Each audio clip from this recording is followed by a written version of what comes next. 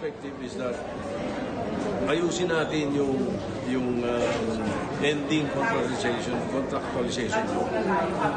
Ayusin natin sapagkat kung talagang mga legitimate na mga trabaho, bakit contractual na kinukuha mo? Regular ang kuha mo.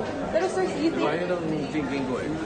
Kung mga hindi naman talaga regular ang trabaho ginagawa, talagang pwede yung contractual. So, hindi aaktuhan ko dito sa SECA pag umakyat. Talagay ko wala. O dito sa yung may gagawin dito sa SECA. Malamang. Para sa ambulansya pala.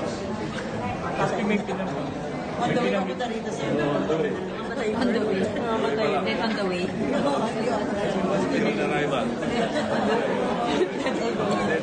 So, hindi na darating patay na sa ambulansya. Nasa ambulansya pala patay na. Papatay na. Kasi kung may pinabagit ko si Gerald Mayagin, na okay lang sa kanya na kasuhan sa DOD.